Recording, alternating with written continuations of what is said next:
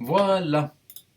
Alors, le sujet que je veux partager dans cette vidéo s'appelle Doit-on se taire? Alors, doit-on se taire?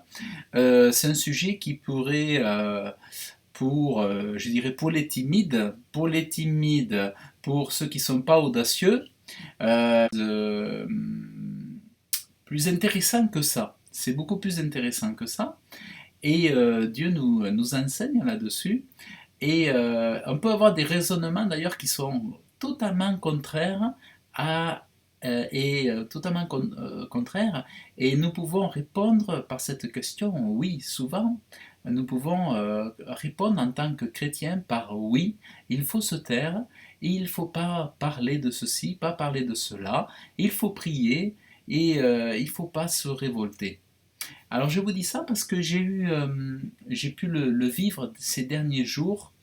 J'ai pu le vivre ces derniers jours suite aux événements. Alors vous avez peut-être suivi sur mon mur Facebook, je me suis engagé moi-même à soutenir les familles, les parents qui ont des enfants et qui seront amenés à mettre leurs enfants à l'école à la rentrée 2018 et pour les informer de ce qui attend leurs enfants, notamment la loi Chiapa qui a annoncé clairement la mise en place obligatoire dès le bas âge, donc dès la maternelle, à partir de 0 ans, la, obligatoire l'éducation pour les enfants. Donc j'ai fait des vidéos, vous pourrez voir un petit peu ça. C'est vraiment, vous pouvez trouver sur YouTube qui parle de ce sujet, notamment par des gens qui sont très spécialisés, des docteurs, cliniciens, psychologues et auteurs de livres qui ont étudié le sujet de la sexualité infantile. Donc je me suis prononcé, moi en tant que chrétien, je me suis prononcé et donc et puis le but de prononcer, c'est de porter une voix, de porter la voix en faveur de ce qui est bien, en faveur de ce qui est bien, en faveur de ce qui est juste, et, euh, et de ce que, voilà, en faveur de ce qui est bien et de ce qui est juste. Donc, et aussi par l'amour du prochain. Donc je me suis dit, là où je peux être utile, notamment sur les réseaux sociaux, où les gens passent beaucoup de temps sur les réseaux sociaux, et c'est aussi un canal d'information alternatif, puisque là, chacun peut s'exprimer sans être journaliste, sans être reporter, sans être un professionnel. On peut porter sa voix et toucher des personnes, toucher des cœurs, et influencer, je dirais, positivement, être des influenceurs positifs pour être, dans le cas de nous, en tant qu'enfants de Dieu, être des bénédictions aussi autour de nous. Moi, pour ma part, si je ne parle pas, bon, par rapport au sujet de l'éducation sexuelle, si je ne parlais pas, ça voudrait dire que j'irais très très mal. Si j'avais pas la force de parler dans une telle situation qui va sur le point de mettre nos enfants dans un danger terrible, si j'étais pas capable, moi, en tant qu'homme, de soutenir des mamans, de soutenir des papas, de soutenir des familles, ça veut dire que j'aurais un problème de santé et ça veut dire que j'aurais un cœur de pierre. Si j'étais pas capable de m'élever et dans le bon temps, je suis même en retard, honnêtement, je suis même en retard. J'aurais dû déjà être éveillé à ça, j'ai du retard. Mais pas trop tard. Je préfère être un peu en retard que totalement en retard pour avertir les familles et informer. Donc, être une voix, je crois que c'est un état de bonne santé. Quelqu'un qui ne parle pas, qui ne réagit pas, qui n'est pas sensible. Regardez, moi, j'ai pas d'enfant en bas âge, mais je suis sensible à ce qui peut affecter une maman. Je me mets à la place d'une maman. Moi, je suis papa, mais j'ai été papa d'un petit enfant. Mon fils, je me souviens encore quand il était tout petit, on l'a mené à la maternelle.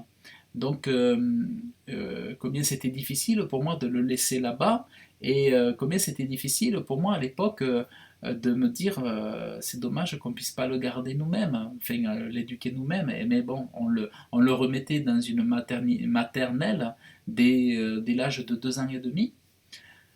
Et on le remettait entre les mains de personnes qu'on ne connaissait pas. Bon, on faisait confiance, mais il n'y avait pas d'éducation sexuelle. Moi, si j'avais su ça et si ça s'était passé maintenant, euh, on aurait trouvé, enfin, je pourrais pas laisser mes enfants. Là, il y aurait vraiment un problème si ça se passait, si ça s'était passé à l'époque.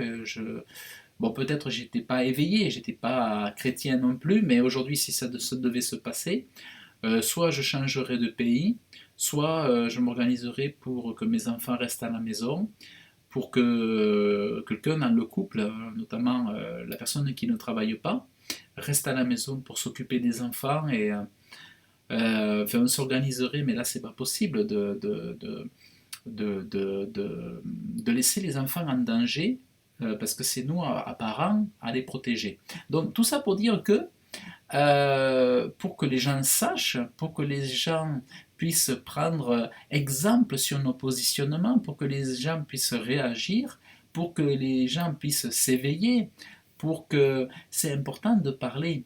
Celui qui ne parle pas, qui reste dans le silence, eh bien, ne donne pas son opinion et finalement on laisse la part toujours aux mêmes, aux politiques, aux médias, à, à influencer. Finalement, ce sont les médias qui influencent, ce sont les politiques, et c'est toujours les mêmes qui influencent. Mais il est possible aujourd'hui, à l'heure qu'on est, en tant que citoyen, d'avoir un impact, d'avoir un impact très positif pour amener les gens à prendre conscience.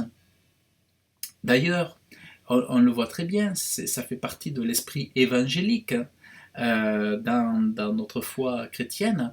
On sait très bien qu'au-delà des prières, quand on quitte la chambre et qu'on va dans la rue, on ne se met pas, dès qu'on voit quelqu'un et qu'on se dit j'aurais pu parler à lui, ou on ne va pas se mettre à prier uniquement et attendre que Dieu le touche et que Dieu le transforme comme ça.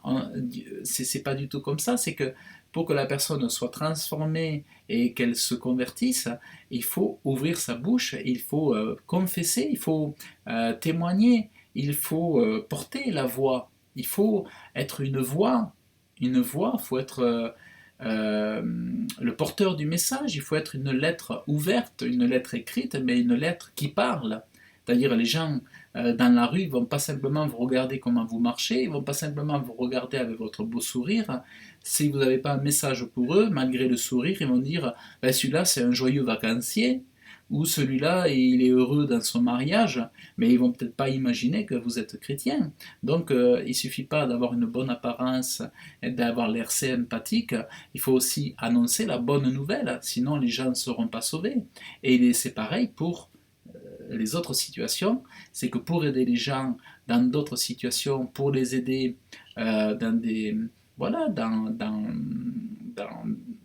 à prendre position, à les amener à l'éveil, nous sommes très bien placés, nous, en tant qu'enfants de Dieu, pour déjouer les pièges du diable, mais surtout pour montrer aux hommes les pièges que le diable sème pour détruire les familles. Donc c'est nous qui sommes éclairés, qui sommes des lumières dans ce monde, des étoiles, les étoiles de Jésus.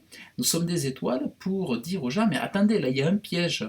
Ce piège-là, voilà, moi je le vois, eh bien, écoutez, faites attention, il y a un piège qui vous attend. Nous, en tant qu'êtres conscients, très éveillés, animés par l'Esprit de Dieu, c'est notre rôle d'éveiller les gens, d'éveiller les consciences, d'apporter vraiment cette lumière. Ça, c'est vraiment très important. Et ça, on ne peut pas le faire. On ne peut pas le faire. Il y a bien sûr, il y a le fait de prier. C'est énorme, c'est hyper important, c'est crucial même la prière. Prier pour le pays, pour le salut du pays, pour, euh, pour briser tous les esprits sectaires, tous les principautés, les dominations, toutes ces choses qui sont terribles sur la France, par exemple. C'est vraiment important de prier pour nos autorités et de prier contre ces esprits de malédiction là, de ténèbres. Mais aussi, là où la volonté de Dieu, c'est qu'on parle. C'est important. Quand on n'a fait que prier, on s'est arrêté en route. Le processus, c'est justement ça d'aller plus loin, c'est de parler. Donc, dans le principe pour porter la bonne nouvelle, ben, c'est de parler une fois qu'on a prié, que Dieu nous a donné son esprit, que Dieu nous a donné l'amour pour les âmes, on va leur parler. Et quand Dieu nous touche sur des sociétés, sur des sujets de société, notamment pour nous ouvrir les yeux sur cette terrible loi de Chiapa, ou sur nous ouvrir les yeux sur le problème de l'homosexualité, le problème de l'avortement, si Dieu veut qu'on porte nos voix pour montrer au monde que nous, en tant que chrétiens, en tant qu'Église, on est contre ces choses-là et qu'on est là pour résister et pour montrer les valeurs morales, les valeurs chrétiennes, pour défendre les valeurs chrétiennes qui ont permis à nos pays de se développer. Donc les gens nous attendent là aussi, les gens nous attendent. Mais il y a un énorme problème, par ailleurs. Euh, il y a un énorme problème et que là je voudrais, lorsque des pasteurs écouteront cette vidéo, que Dieu conduise des pasteurs à entendre cette vidéo. Un pasteur, c'est un conducteur dans l'église, il nourrit les brebis, il doit, il doit nourrir les brebis d'une façon très équilibrée. Il doit lui donner de la nourriture fraîche et il doit apporter de façon prophétique des messages sur l'époque, sur l'actualité. Il doit, il doit parler des choses qui concernent la vie chrétienne, comment, par exemple, comment voter, comment ne pas voter. Le pasteur doit aiguiller, il doit exprimer la volonté de Dieu par rapport à la politique, par rapport au vote. Un pasteur aujourd'hui ne peut pas être éloigné de ces choses-là, parce que tout en étant citoyen du ciel, par exemple, nous sommes citoyens dans nos pays respectifs, mais on doit en tant que citoyen dans notre pays, là où Dieu nous a placés, être un instrument, être une bénédiction en faveur de ceux qui glorifient Dieu. On doit se positionner. On ne peut pas être des citoyens, des personnes qui, sans être des acteurs, nous devons être engagés. C'est important d'être engagé. C'est trop facile d'aller à l'église, de rentrer, de se soucier de rien, de regarder ses chaussures, de ne pas regarder tout ce qui arrive sur le travers, sur tout ce qui tombe sur les gens actuellement. L'église ne peut pas être neutre là-dedans, on doit se positionner. Il y a énormément, il y a énormément de laisser aller. Et il y a énormément de laisser aller les pasteurs ont ce devoir, ce sont comme des pères. Ce qu'il faut savoir, c'est que le pasteur est une autorité pastorale. C'est une autorité qu'on doit respecter. On respecte des professeurs, on respecte des docteurs, c'est un devoir de respecter un pasteur. C'est une autorité, l'autorité pastorale. Mais le pasteur a pour mission d'éduquer, de porter des enfants comme un père, de les nourrir. D'autant que s'il n'y a pas de prophète ou d'apôtre avec lui, eh bien, il a encore plus de travail.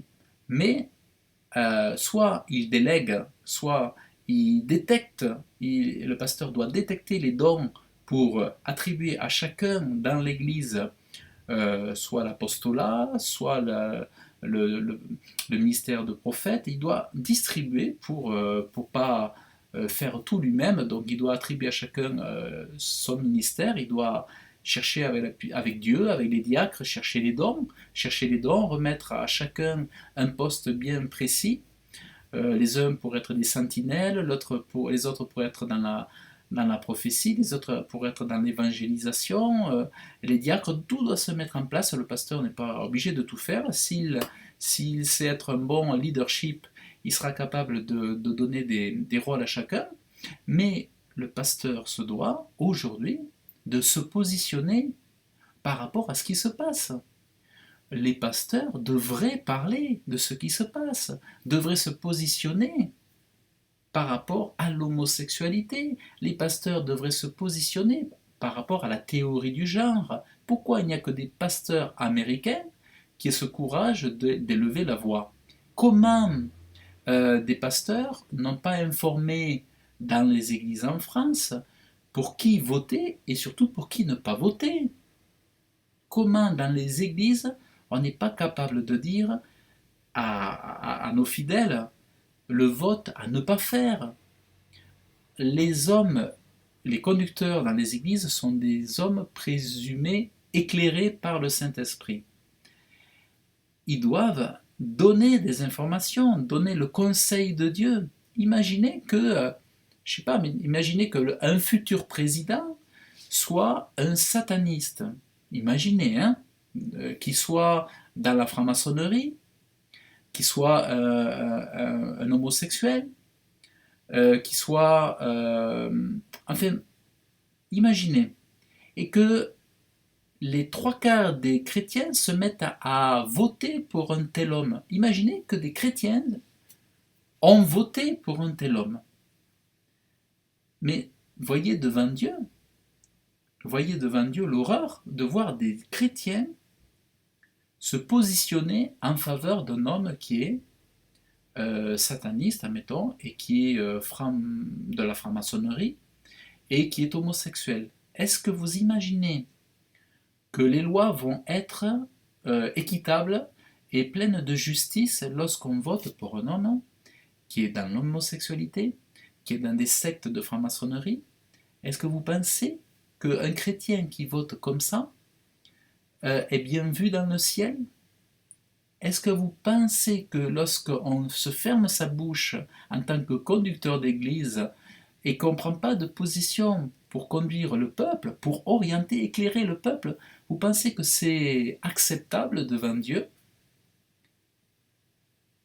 Mais imaginez par exemple que je ne peux pas supporter de voter pour un homme, je ne peux pas donner une voix, donner un oui, je ne peux pas donner un oui, une position, un oui à un homme qui va faire passer des lois pour la sexualité à l'école.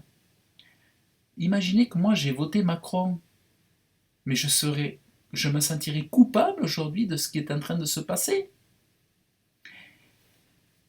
Et si les pasteurs font leur travail en amont, qu'ils veillent, encadrés par des ministères de prophétie, d'apostolat, certes, l'union fait la force, mais quelle que soit la constitution de l'église locale, ou des églises locales, c'est un devoir pour les pasteurs, en leur temps, de dire et de ne pas se taire.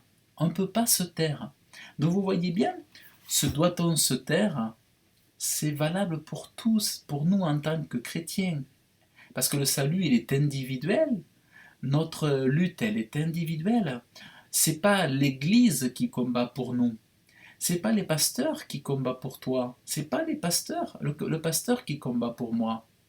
C'est chacun notre responsabilité. C'est à chacun la prière. C'est à chacun de parler. C'est à chacun d'amener des âmes au salut. C'est à chacun de témoigner, d'offrir un dépliant, d'offrir un évangile. C'est pas l'Église qui fait, c'est pas l'Église qui fait, on ne fait pas un transfert sur l'Église. C'est pas parce qu'on va à l'église qu'on a communiqué ce qui nous appartient, on l'a transmis à un des ministères de notre église. On a toujours nos fruits à porter. Les fruits à porter, c'est pas simplement de prendre la voiture et d'aller à l'église et d'écouter. Nos fruits, c'est nos actions, c'est nos bonnes œuvres que Dieu a préparées d'avance. Et parler, donc ne pas se taire, c'est une des bonnes œuvres. Parce que quand on parle, quand on s'attache, qu'on met du cœur à défendre notre pays, à être un patriote, c'est important. Vous allez bien défendre la cité céleste, vous allez bien défendre les valeurs du royaume céleste. Et si tu es en France, si tu es en Côte d'Ivoire, tu vas défendre ton pays. Si tu es au Gabon, tu vas défendre ton pays. Si tu es au Bénin, tu vas défendre ton pays. Faut, c'est important. Et moi, je veux porter ma voix. Je veux défendre le bon homme politique. Et je ne veux surtout pas m'engager, mettre un bulletin de vote pour un homme politique qui, qui va voter, que je sais, j'ai senti spirituellement qu'il est dans la franc-maçonnerie. Donc, on ne peut pas faire n'importe quoi. On ne peut pas faire n'importe quoi. Si jamais un pasteur ne se, ne se porte pas à vous, à nous éclairer, dans ce cas-là, peut-être allons le consulter individuellement. Pasteur, qu'est-ce que vous pensez? Qu'est-ce que je dois voter? Qu'est-ce que je dois faire par rapport à cette loi Chiappa? Est-ce que je dois amener mes enfants à l'école? Est-ce que vous pouvez faire un enseignement? Est-ce qu'on peut en parler dans une réunion? Est-ce que, voilà, bon, peut-être d'une manière douce, toute douce, aller voir le pasteur et lui demander qu'est-ce qu'il en pense ou de faire un enseignement là-dessus. Mais moi je dirais plus directement, je ne sais pas les pasteurs qui m'écouteront, vous pouvez peut-être leur faire passer cette vidéo, mais c'est important qu'un pasteur ne prenne pas la poudre d'escampette, comme on dit, qui ne fasse pas l'école buissonnière face à leur rôle à jouer dans l'église locale. C'est un rôle important que le pasteur doit jouer. On ne peut pas toujours parler comme dira l'apôtre Paul dans Hébreu, on ne peut pas toujours remettre les fondements de la foi, on ne peut pas toujours reparler du baptême d'eau, et on ne peut pas toujours reparler des mêmes choses, on ne peut pas toujours reparler des rudiments. C'est important à un moment donné d'enseigner, bien sûr, d'enseigner la fin des temps, de voir à la lumière de ce qui se passe, des faits qui se passent, que nous sommes vraiment à la fin des temps. On le voit bien, avec Obama, ça a été le Sodome et Gomorre mondialisé. Il a amené la mondialisation de l'homosexualité. Vous avez même en Argentine, au Pérou, même dans les pays les plus reculés là-bas, on a vu des hommes se marier entre eux, des femmes se marier entre eux, et puis en plus c'est la promotion. Non seulement ils se marient entre eux, mais en plus il faut que tout le monde le voit. Donc c'est vraiment ils le font, mais en plus il faut que tout le monde le fasse. Après c'est vraiment une promotion de l'homosexualité depuis Obama. Donc ça ce sont tout autant d'éléments qui montrent que c'est la fin. On sait très bien que c'est après des choses comme ça qu'arrive la colère de Dieu. On le sait. Les cycles sont comme ça. Quand Dieu a détruit Tyr, Sidon, Gomorre, Sodome et Gomorre, quand il a détruit toutes les villes qui étaient très orgueilleuses, et c'était toujours à la suite de ça. Donc on sait très bien où on va. Et si on ne parle pas maintenant, et si on n'est pas sensible aux événements, on ne le sera jamais après. Et celui qui est au courant des choses après, ben, il n'est pas dans l'esprit de Dieu. Parce qu'il est dit que c'est le Saint-Esprit qui nous dit toutes choses et qui nous dira les choses à l'avance. Donc celui qui va prédire les choses en retard, ben, c'est pas un prophète, c'est être mal conduit par l'Esprit de Dieu. C'est important de dire les choses avant.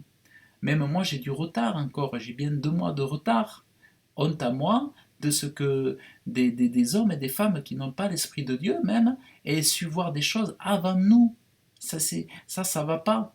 Bon, moi c'est vrai que j'ai pas la télé à la maison et je me dis pour le principal je le saurai bien assez tôt, j'aurai écho. bon, je regarde quand même un peu Internet, j'ai les réseaux sociaux, bon, j'ai quelques logiciels, applications sur le smartphone pour avoir les actualités. Mais c'est nous qui avons l'esprit prophétique, c'est nous qui avons l'esprit de Jésus, et l'esprit nous dira des choses à l'avance. Donc nous savons qu'il y a un enlèvement, nous savons qu'il y aura des tribulations, nous savons qu'il y aura bon, des choses terribles, la marque de la bête, l'antichrist, cette dictature mondiale, c'est cet empire diabolique gouverné vraiment par l'antichrist.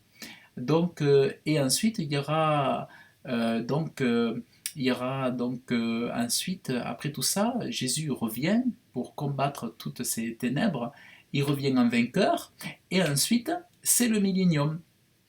Donc il y a le repas, il y a le banquet, il y a le banquet des noces et le millénium. Enfin, il y a toutes ces choses-là. Donc tout ça, voilà, c'est des choses qui sont à venir. Mais je crois que dans l'Église, c'est le moment maintenant d'en parler. On ne va pas parler du millénium, on ne va pas parler des noces de l'agneau, on ne va pas parler de la tribulation quand ça sera trop tard. Il faut en parler à un moment donné, et c'est le moment. C'est là où, avec l'Esprit de Dieu, on doit vraiment euh, parler des choses importantes et suivre attentivement le calendrier, ce qui se passe au niveau mondial. Il faut être sensible comment Dieu a positionné Donald Trump aux États-Unis comme vraiment c'est un répit que Dieu donne pour bénir les États-Unis. Beaucoup d'Américains ont prié là-bas pour renverser les plans sataniques obscurs des gouvernements de l'ombre et pour que Dieu a voulu pour renverser leur calendrier, pour bénir les États-Unis, pour condamner tous les corrompus, un grand nombre de corrompus au niveau du pouvoir. Il y a beaucoup de personnes qui sont parties en prison. Mais qu'est-ce que fait Trump? Il a parlé, il a ouvert sa bouche, il a dit les choses, il a dit les choses, il est passé à l'action, il n'a pas fait que prier à un moment donné. Lui, en tant que chrétien, c'est un homme que sa maman lui a enseigné la Bible, lui a enseigné les principes évangéliques. Et Donald Trump, Dieu l'utilise aujourd'hui. Et c'est un homme qui est soutenu par les pasteurs, c'est un homme qui est soutenu aux États-Unis par énormément de gens qui prient pour lui. Mais comment se fait-il que les pasteurs dans nos églises locales en France ne parlent pas de tout ça? Alors, s'il y en a qui en parlent, alléluia. Mais moi, ce que j'observe, c'est que je vois très très peu de pasteurs de notoriété qui parlent de cela. Mais c'est important d'en parler. Alors, est-ce que c'est parce que les pasteurs veulent plaire absolument, absolument à tout le monde qu'ils cherchent à être neutres? Ils se retranchent derrière des protections pour ne pas trop pour pas se retrouver en prison, pour pas se faire censurer, pour pas qu'on leur vole leur église, qu'on ferme leur église. Mais est-ce que Paul n'a pas atterri en prison? Est-ce que vous voyez, ils ont eu les hommes de Dieu ont toujours eu des soucis. On peut pas non plus, euh, on peut pas non plus, comment dire, chercher à s'entendre avec tout le monde. Nous, le but, c'est d'aimer tout le monde, c'est d'honorer tout le monde, mais on ne peut pas plaire à tout le monde. Ça, c'est pas possible. On ne peut pas plaire à tout le monde. Le but, c'est pas de se rebeller. Quand on parle, on n'est pas en train de se rebeller, on défend la bonne cause. On n'est pas non plus en train de condamner. Quand on défend la bonne cause, on élève notre voix. Est-ce que Jésus condamnait? Est-ce que Paul condamnait lorsqu'il défendait, lorsqu'il parlait de la bonne nouvelle? Lorsque Paul s'opposait aux stoïciens de la Grèce antique, aux philosophes de la Grèce antique, tout ça, est-ce qu'il est condamné? Il ne les a jamais condamnés. Pourquoi est-ce que nous, on condamnerait? On ne condamne pas. C'est simplement que on parle. Donc c'est important de parler. Comment peut-on se faire entendre dans le silence? Dieu va entendre vos prières, mais les hommes, si vous leur parlez en esprit, ils ne vont pas vous entendre. Si là je me mets à vous parler en esprit, que j'arrête de parler, vous n'allez pas me comprendre. Donc c'est important que chacun élève sa voix et que chacun, nous prenons position. Mais surtout, attention à prendre la bonne position. Moi, je vous dis que quand je vois la politique que nous avons en France, j'aurais été coupable, je me sentirais mal d'avoir voté Emmanuel Macron. Maintenant, quand je dis ça, est-ce que je suis en train de le maudire? Absolument pas du tout. Est-ce que je suis en train de le critiquer? Non, c'est factuel. C'est un homme qui est... Bon voilà, Emmanuel Macron, on sait qu'il est homosexuel, on sait que sa femme, elle a 20-30 ans de plus que lui, on voit bien que ça tourne pas rond. On voit bien que ça tourne pas rond. Et on sait très bien que cet homme, il est dans la maçonnerie. Quand vous voyez l'inauguration qu'il y a eu au musée du Louvre, devant les pyramides du Louvre, on voit bien que c'est une cérémonie franc-maçonnique satanique. Donc ça, on n'a pas besoin même d'être des prophètes pour le comprendre. À moins d'être noyé dans le foot, d'être noyé dans les loisirs, dans les téléfilms, dans les séries télé, à moins d'être noyé je sais pas moi, d'être absorbé par d'autres préoccupations. Tout le monde devrait savoir cela. Mais beaucoup croient encore que parce que quelqu'un a le sourire, quelqu'un est bien coiffé, parce que quelqu'un conserve le sourire toujours, il est quelqu'un de bien. Mais le discernement, comme je l'avais enseigné dans la vidéo sur le discernement spirituel, vous aide à aller plus loin que de juger quelqu'un à son physique. On ne peut pas juger qu'une personne est bien parce qu'elle est bien habillée et qu'elle est souriante. Une personne bien habillée, souriante, avec des jolies paroles, peut être complètement perverse et pédophile. Vous pouvez avoir des personnes super correctes qui font des conférences et qui sont des pédophiles et qui vont vous dire il faut faire l'éducation des enfants. Mais on ne peut pas s'arrêter à l'apparence, on ne peut pas dire ah, il est bien habillé, il marche bien, il se tient bien, forcément celui-là c'est quelqu'un de bien. Non, c'est à ses actes, c'est à son histoire qu'on peut, c'est à son curriculum, c'est à ses actes, c'est à ce qu'il a fait, dans quoi il s'est investi, où s'oriente son cœur. Et ça, vous avez possibilité avec Internet de voir vraiment les trajectoires des uns et des autres pour voir si lui ça va ou si lui ça va pas du tout. On a suffisamment d'éléments. Si on ne fait pas l'autruche, si on ne met pas la tête dans la terre pour ne rien entendre, ne rien voir et ne rien comprendre, mais si vraiment on veut, on peut savoir aujourd'hui. Et donc c'est important d'être éveillé, c'est important d'ouvrir sa bouche et c'est important de ne pas se taire. Imaginez que tous les chrétiens, quand arrivent des lois comme ça, comme la loi Chiappa, imaginez que tous les chrétiens disent rien. Et que seulement les gens du monde qui n'ont pas Jésus, eux parlent. Mais ils vont se dire quoi? Ils vont dire que parce qu'on se tait, on consent. Parce qu'on se tait, on tolère. Parce qu'on se tait, on accepte. Et donc ils vont se dire, mais les évangéliques, les protestants, ils disent rien. Donc, ils acceptent. Les protestants, ils se taisent. Donc, conclusion, c'est simple comme la mathématique. Hein. Quand on se tait, ça veut dire qu'on tolère. Et la tolérance, je suis désolé, c'est pas une qualité. Lorsqu'on tolère l'infâme et la perversité, c'est qu'on a un problème. Hein. On a un problème, donc c'est important de parler. C'est important de parler. Donc, alors, et je vais vous prendre une preuve biblique. Alors, je parle d'une preuve biblique parce que c'est un verset biblique. Alors, on va prendre le psaume. Ah, attendez, je voulais vous lire pour les pasteurs qui veulent toujours tourner en rond dans l'église, à ressasser toujours les mêmes choses. Il y a de quoi donner de la nourriture toute fraîche par rapport aux événements qui se passent pour illustrer la fin des temps, pour illustrer le calendrier prophétique de Dieu, pour illustrer le retour très très urgent de Jésus, le retour très proche de Jésus. C'est important de donner une nourriture fraîche aux chrétiens. Je suis désolé, c'est le rôle des pasteurs, ça c'est important. Alors Paul dira dans Hébreux 6, verset 1, c'est pourquoi, laissant l'enseignement élémentaire de la parole de Christ, tendons vers la perfection, sans poser de nouveau le fondement de la repentance, des œuvres mortes, de la foi en Dieu et de la doctrine des baptêmes.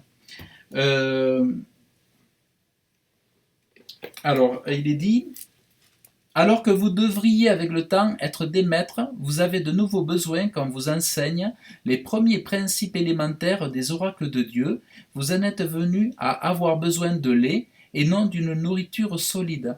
Donc c'est là où ça c'est important aussi. Je crois que c'est important de pouvoir être capable d'éveiller les chrétiens, de réveiller les chrétiens à des choses où on peut les toucher vraiment, les éveiller à de nouvelles choses, les sensibiliser. Imaginez des chrétiens qui vont laisser leurs enfants se faire dévorer par des loups dans des écoles qui enseignent l'éducation sexuelle, et les enfants vont apprendre la masturbation. Et des chrétiens qui ne se réveillent pas dans les églises, moi je dis honnêtement, pour être honnête, je dis qu'il y a une culpabilité, il y aura une culpabilité des pasteurs.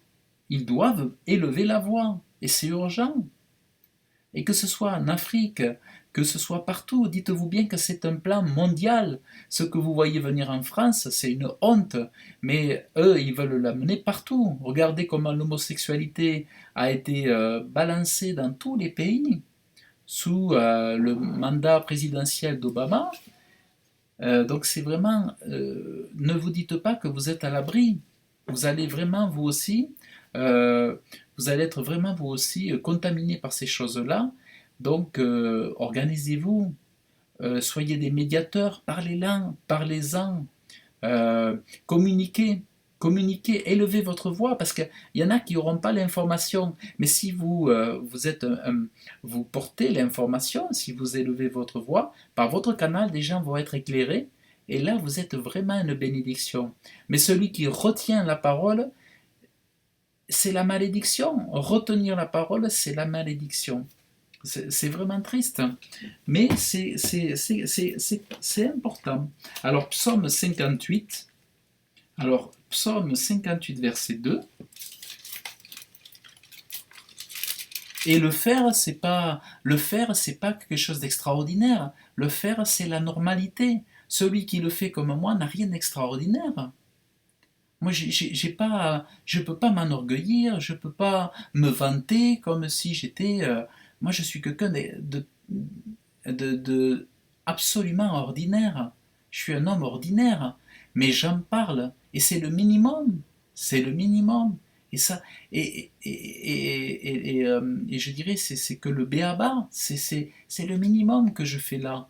Mais après, dans les églises, c'est important que ces choses soient dites, que par an, on va faire des écoles chrétiennes, on va faire des écoles chrétiennes même pour les gens qui n'ont pas Dieu, qui pourront amener. Enfin, il faut s'organiser, c'est vraiment important.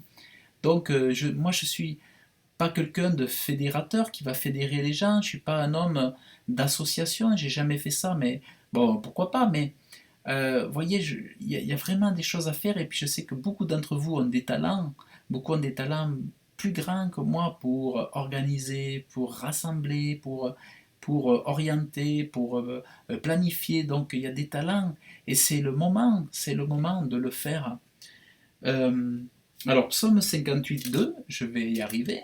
Psaume 58, verset 2. Alors, Dieu est dit,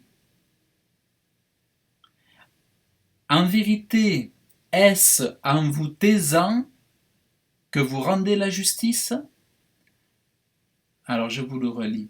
En vérité, est-ce en vous taisant que vous rendez la justice? Est-ce ainsi que vous jugez avec droiture? Donc, en fait, celui qui se tait n'exerce pas la justice de Dieu. Il commet un péché. Parce que celui qui se tait, il consent.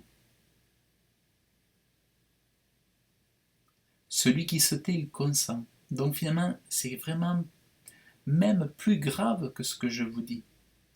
C'est important de pratiquer la justice, par exemple, c'est comme si on ne se manifestait pas contre l'avortement. Imaginez qu'on se taise tous contre l'avortement, que personne ne porte sa voix ou dise tout simplement dans une discussion non, l'avortement, c'est pas grave. Mais ça peut pas plaire à Dieu. On doit absolument dire aux gens que l'avortement, c'est un meurtre. Et on ne peut pas dire l'avortement, ah oui, des fois, oui, c'est bien, des fois, c'est pas bien. Ça, c'est de l'injustice. C'est pas comme ça qu'on exerce le droit et qu'on manifeste le droit divin au regard des hommes. Donc, voyez comment c'est important d'élever sa voix.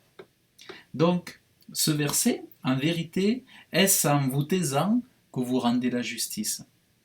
Alors, c'est en se taisant, on fait l'œuvre des démons. Les démons, ils se taisent, les démons ne parlent pas, les démons ne défendent pas les enfants. Les démons, sous la peur, les gens qui craignaient Hitler, sous la peur, les gens se taisaient. Et au lieu de s'élever, de faire une résistance pour détruire ce dictateur, dans le silence, les gens, en réalité, tous ceux qui sont dans le silence, tous ceux qui sont dans le pacifisme, qui ne font aucune résistance, sont dans le consentement. On ne peut pas l'expliquer autrement. Tous ceux qui se taisent sont dans le consentement. Tous ceux qui ne se révoltent pas. Alors, se révolter, c'est pacifiquement. Quand on parle de se révolter, nous, on ne va pas prendre les armes, mais je dirais plutôt tous ceux qui ne protestent pas, comme le dit le protestantisme, une étiquette que nous avons donnée les catholiques à l'époque, les papes de l'époque nous avaient appelés les protestants pour salir un petit peu. C'était un peu comme une étiquette sale, protestant. Ils nous ont donné ça pour que ça nous desserve, pour que ça soit à notre défaveur. Mais au contraire, bon, protestant, finalement, ça a donné un certain poids. Comme un protestant, c'est un peu comme un résistant. Et nous, en tant que moi, je suis protestant évangélique, mais je ne me vois pas ne pas être un résistant. Les seuls hommes, on ne peut pas protéger son pays sans être un patriotique. On ne peut pas protéger son pays en se taisant. C'est pas possible. Se taire, c'est horrible. C'est horrible de se taire. C'est comme si votre enfant se fait attaquer dans la rue et vous regardez votre enfant en train de se faire attaquer sans le défendre. C'est comme quelqu'un qui est dans la rue, vous passez devant, il vous fait l'aumône et vous le regardez même pas, vous lui donnez même pas 5 ou 10 euros minimum. Ça aussi, c'est ignoble, c'est moche. C'est surtout pas l'esprit chrétien. C'est moche. On est des, le chrétien, il défend le royaume du ciel, mais il protège sa patrie. Il agit pour être une bénédiction pour sa patrie, pour les hommes et les femmes, chrétiens ou pas chrétiens. On est là pour honorer les hommes, pour plaire à Dieu et agir pour vraiment être une bénédiction. Et qui sait que par toi, par nous, par moi, qui sait que nous ne ferons pas reculer les ténèbres? Tout est possible, on peut faire reculer les ténèbres, on peut lutter contre le diable, on peut déraciner un seul homme, un seul homme peut faire reculer la franc-maçonnerie, le satanisme. Vous avez des pays où quelques poignées d'hommes de chrétiens font reculer l'islamisme, où ils font reculer la franc-maçonnerie, parce que c'est des hommes de foi, c'est des hommes de prière, c'est des hommes de jeûne, et c'est des hommes qui prennent leurs responsabilités, qui marchent dans l'alliance avec Dieu et qui tiennent fermement, et qui sont vraiment des bénédictions à grande ampleur pour leur pays. Donc, moi j'entends très souvent, oui, mais c'est la fin du monde, on ne peut rien. Ben, si c'était la fin du monde, il n'y aurait pas eu. Si on n'y pouvait rien, Dieu n'aurait pas donné de Donald Trump. Est-ce que vous le saviez qu'il y aurait un Donald Trump pour faire du bien, bénir aux États-Unis? Qui vous dit qu'il n'y aura pas une bénédiction sur la France pour bénir la France? Vous n'en savez rien. Vous collez trop. Il y a trop d'étiquettes ou de raccourcis pour expliquer la Bible. Mais c'est pas raccourci la Bible, tout n'est pas formaté dans la Bible. il y a des surprises, il y a des rebondissements, il y a des réveils spirituels. C'est pas parce que Dieu a dit que c'était la fin des temps qu'il allait pas, qu'il y avait, il y a toujours, tout est possible avec Dieu. Il y a un abattement terrible et on se dit, bah, il faut rien faire puisque c'est comme ça. Il faut juste prier pour les autorités. Il faut même pas expliquer il faut même pas dire ce qui va pas. Il faut rien dire. En fait, certaines disent qu'il faut même pas parler. Il faut se taire. Il faut juste laisser faire. Il faut prier. Mais ça va pas du tout. Ça va. On peut pas rester juste se taire et laisser faire le mal autour de nous. Une fois qu'on a fini de prier, eh bien on se positionne. On dit non au mensonge. Il faut bien dire non au mensonge. On ne va pas dire oui au mensonge. Donc, rien que pour dire non, il faut bien parler. Comment est-ce que moi je peux dire non? J'avais pu dire non au mensonge face à mon ancien patron. Je n'aurais pas pu dire non s'il n'avait pas entendu ma voix. Donc, le positionnement se fait par la langue. Et c'est par la langue aussi qu'on prêche la bonne nouvelle. Vous ne pouvez pas parler de Jésus si vous parlez à, je ne sais pas, un esprit. Vous n'allez pas fermer la bouche et les gens, ils ne sont pas Dieu. Ils ne vont pas vous entendre si vous parlez en esprit. Donc c'est important de mettre des mots. Et c'est pareil, il ne suffit pas de marcher, de sourire dans la rue pour que les gens se convertissent lorsqu'ils vont toucher votre manteau. Pour que les gens se convertissent, ils ont besoin aussi que vous leur parliez, que vous ouvriez la langue. C'est comme ça que vous pratiquez la justice. C'est comme ça que vous amenez des gens au salut. Donc ça, c'est ça, pratiquer le droit et la justice, c'est justement qu'il ne faut pas se taire. Donc la réponse est non, on ne doit pas se taire. J'ai bien des gens qui, voilà, des personnes avec qui je discute, on en parle justement de sujets comme ça, et qui me donnent leurs conseils, mais je peux pas me taire. Je peux pas me taire, on ne peut pas se taire à moins d'être vraiment endormi, à moins d'être en très mauvaise santé spirituelle. Alors oui, là on se tait. Lorsqu'on est en très très mauvaise santé spirituelle, là on se tait. Mais celui qui est en bonne santé spirituelle, il y en a beaucoup qui sont en prison. Ah mais c'est sûr que celui qui a une petite foi qui se tait, ah, lui il ne va pas aller en prison. Ça c'est sûr, il ne prend pas de risque. Mais la bénédiction, elle est justement lorsqu'on fait la volonté du Dieu. Et peut-être on n'ira pas en prison. C'est tout simplement que Dieu veut voir comment on se positionne. Et donc, la meilleure façon de montrer à Dieu comment on se positionne et qu'est-ce qu'on a dans notre cœur, c'est de proclamer, c'est de défendre, c'est de parler, et c'est d'être une voix pour ceux qui ne savent pas exprimer, pour ceux qui sont dans l'affliction, pour ceux qui sont dans la crainte, pour ceux qui sont dans la peur. Mais Dieu va nous utiliser pour porter la voix à leur place. Il y en a qui sont pétrifiés, ils ne peuvent pas parler sur les réseaux sociaux, ils ne peuvent pas parler sur des vidéos. Donc c'est à nous qui n'avons pas la peur, qui n'avons pas la crainte, de porter la voix et d'être une aide, d'être là en prière, mais d'être aussi des voix. Et là, ils voient que l'Église est pour eux une bénédiction, que le chrétien est une bénédiction, et que le chrétien n'est pas pour des telles horreurs, que le chrétien a des valeurs, et ça fait du bien à leur âme. Vous faites du bien aux gens lorsque vous leur dites on vous soutient, nous on est pour le bien, on est pour l'amour. Ils ont besoin, ils savaient peut-être par le temps, mais ils veulent se rassurer qu'aujourd'hui c'est toujours valable. Parce qu'ils entendent beaucoup que le protestantisme aujourd'hui soutient la cause de l'homosexualité. Moi je l'ai entendu encore récemment.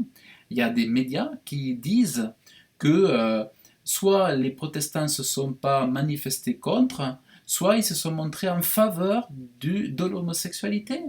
Donc voilà qu'est-ce qui se passe lorsqu'il n'y a pas de voix pour se faire entendre. Donc l'heure est à l'urgence, puisque vous savez bien qu'avec la loi Chiappa, elle est en place, l'obligation de la sexualité aux enfants, et c'est obligatoire. Hein. On peut pas. Il y a des parents qui ont même été en prison parce que ils avaient refusé. Il y a une, il y a plusieurs vidéos comme ça qui circulent sur Internet des papas, des parents qui se sont trouvés en prison parce qu'ils avaient refusé de laisser leurs enfants aller faire suivre cette éducation sexuelle. Donc le temps est urgent. Moi vraiment j'appelle les pasteurs à être des pasteurs et à donner la nourriture du moment, la bonne nourriture du moment pour orienter ces chrétiens qui sont dans le trouble, qui ont besoin de conseils, qui ont besoin du conseil de Dieu par votre bouche à vous pasteurs, vous êtes les conducteurs, c'est important d'orienter sur ce qui se passe actuellement. Si vous ne parlez pas en tant que pasteur, vous laissez ces femmes, ces hommes de Dieu, ces femmes de Dieu, apporter les enfants, leurs enfants, dans des écoles infâmes où ils vont apprendre la masturbation. On va leur apprendre ce que c'est que le sperme. Non mais c'est une horreur. Donc il y a une responsabilité. Et s'il n'y a pas de responsabilité, ceux qui ne prennent pas de leur responsabilité deviendront forcément, devront se traîner une culpabilité. Il faudra forcément se traîner une culpabilité. Donc c'est vraiment très très sérieux.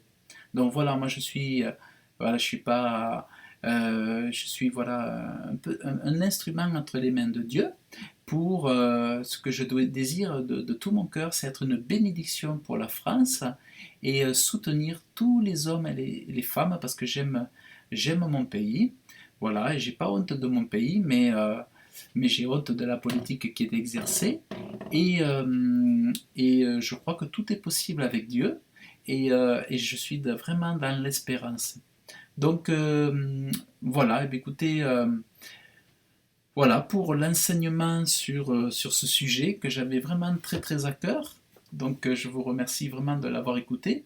Laissez vos commentaires, c'est très agréable de vous lire. C'est très agréable de vous lire, d'avoir vos avis, vos opinions, vos contributions. Partagez à des pasteurs, partagez des pasteurs, partagez autour de vous. Si vous voulez semer dans ce modeste ministère, eh bien, écoutez, faites-le. Notamment, éventuellement, pourquoi pas, on pourra toujours créer des tracts avec vos finances pour avertir sur cette loi Chiappa, éventuellement, d'une façon spirituelle. On peut très bien dénoncer ces choses-là en faisant des tracts, en les distribuant à la sortie des écoles, par exemple. On peut faire des choses. Donc, si vous semez dans le ministère, eh bien, moi, je m'engagerai à faire des choses en faveur de la protection donc, des enfants, la protection du cocon familial, et parce que quand on détruit les enfants, c'est toute une société qui est détruite. Et, après, c'est le chaos. Après, c'est le chaos. Donc voilà, vous pouvez semer. Après, c'est de l'évangélisation. Après, c'est du matériel d'évangélisation et puis des tracts pour, mettre en avant la protection donc des enfants, la protection des valeurs morales et pour manifester que nous, en tant qu'Église chrétienne, nous soutenons la justice et la vertu. La vertu, ça c'est vraiment très important. Et la pureté des enfants, c'est important de ne pas venir violer les enfants dans leur spiritualité, dans ce qu'ils ont de spirituel, dans ce qu'ils ont de pur dès la petite enfance. Ça, c'est vraiment très important. C'est important vraiment de faire ça. Et parce que c'est la fin, mes frères et sœurs, on n'est pas loin de la fin avec des choses comme ça. On n'est pas loin de la fin. Donc, bon, donc je pense que c'est le moment de pouvoir s'engager, s'investir, parce qu'après, il y aura. Ben après, on n'aura plus le temps, il n'y aura plus rien à faire, puisque le temps sera fini. Donc l'enlèvement est proche, et donc c'est le moment ou jamais de s'investir, de porter des fruits, et de montrer notre amour pour Dieu et notre amour pour les hommes. Voilà, donc bien, écoutez, je vous dis merci pour votre écoute, Et je vous dis à très bientôt. Glisse un peu à peu dans l'obscurité. Non, ce n'est pas vrai. Sache que Dieu